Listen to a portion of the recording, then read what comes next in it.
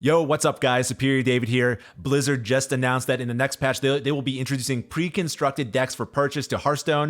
They are calling these the battle-ready decks, and I for one am very excited for this. So I just wanted to make a video on everything you need to know about the battle-ready decks, because I feel like people had some questions about them, and then I also want to go over which decks I think will be the best ones to purchase. So for those who don't know, again, the battle-ready decks are essentially pre-constructed decks for every class that are going to be available for purchase for a limited amount of time. They're going to retail for $20 American. Not really sure what that translates to in other regions, and you can only get one deck per account. Very important. And no, sorry, you cannot buy these with gold, which I know a lot of people are upset about, but honestly, there's going to be a lot of value in these decks, and I think if you're going to spend money on the game, this is astronomically better than dropping like 20 bucks on packs, because you get an actual playable deck. And for the most part, these decks are all like relatively competitive and are going to be like fantastic for new and returning players, or those who just want to like build out their collection a bit more. Frankly, I was a bit surprised by this, but the cards are not tied to the deck. They're actually like a part of your collection, like any other card, which means like, yeah, you can use these decks as is, but you can also use the cards in like other decks or disenchant duplicates to gain some extra dust. Except for the core set cards, you actually cannot disenchant those. Sorry about that, guys. Feels bad, man. But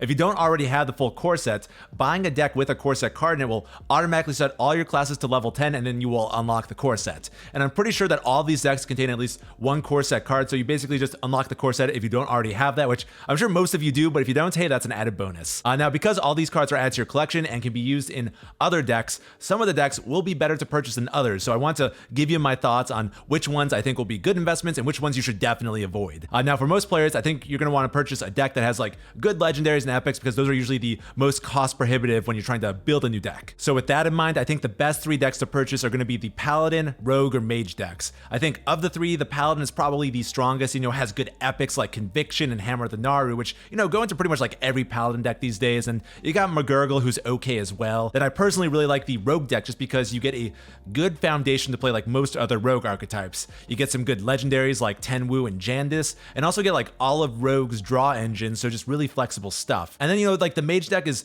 definitely the weakest of these three, but I think it will be like the Mage deck to play after the Enchantress Flow nerf, because it's eventually getting nerfed, let's be real here. And then it also has a card that like all three of these decks have, which I think really cements these three decks just above the rest, in my opinion, and that is Kazakis. Kazakis is a powerful neutral legendary minion that sees play in just so many decks, so I think that alone makes these three decks just really good purchases, because it'll probably help you complete like a couple other decks as well, which is just fantastic for newer budget players. Then specifically with like Rogue and Mage, you also get Mankrik, which everyone gets from the reward track, so you can like disenchant that extra copy of Mankrik and use that dust towards crafting other stuff. Now, if these decks don't appeal to you, or if you already have like sufficient Paladin, Rogue, and Mage collections, or Kazakis, then I think the next decks you want to be looking at are the Warrior or Priest decks. These decks are a bit more niche and specific with the cards you're getting, definitely more so with the Warrior, but I think both of these decks are pretty good in the meta right now, and so what they like lack for in flexibility, I think they more than make up for with playability. And I think you get some decent epics as well with each of these decks. For Priest, you get the Sethic Veilweaver and Condemn that are going to see play in most Priest decks these days, and then Warrior, you've got like Playmaker, Warmaul Challenger, and like 10th Thrasher, which are, they're more flex spots in Rush Warrior, but I think they're still like overall like, decent and better than like some of the epics you'll get from some of these other decks. And for those who don't have the paid battle pass, this is also a fantastic way to get the Blademaster Samuro for your collection. He goes into a lot of decks, not as many as Kazakis, but still a really good card that you want to have in your collection if you don't already. So all in all, these decks are good, and while I don't think they have as much value as the previous decks, I think they're still worth your money. Now moving on, these next couple decks are still decent, but have some qualities that make them a little bit less desirable in my opinion, and those would be the Hunter and Warlock decks. Like the Rush Warrior deck, I find that these decks are a little bit more inflexible, and what I mean by that is like if you buy these decks, you're really only able to play like Face Hunter and Control Warlock respectively. Not many cards that like go into other decks, and not really much flexibility within their own classes. But in the case of Rush Warrior, like that's fine because the deck is so good, you're still able to clean up on ladder, whereas like these decks just have some rough matchups that can make climbing really tough, especially Warlock. Then on top of that, like the neutral legendary value just really isn't there with either of these decks.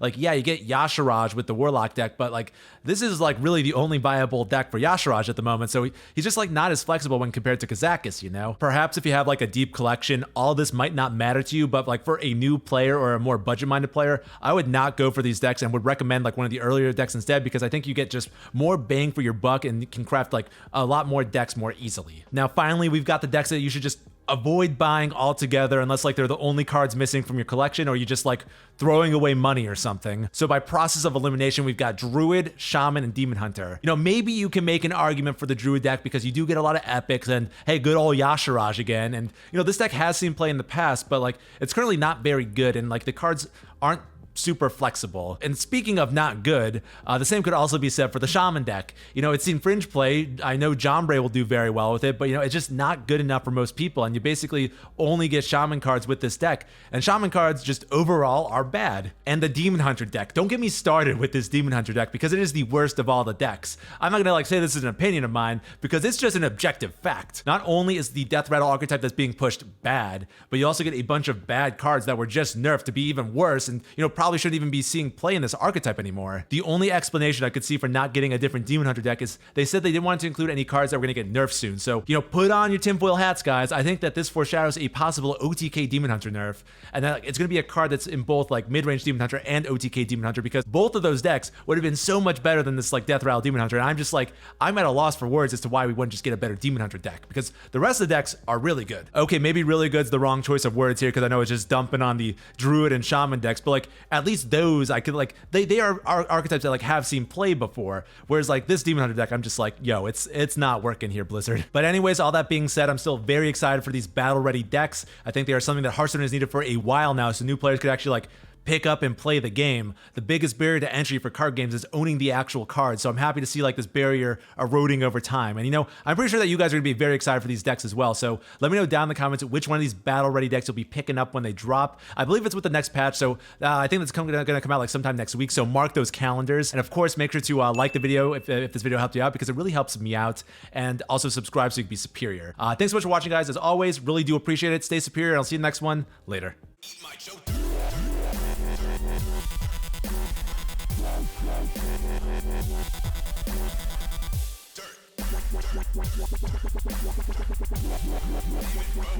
Get that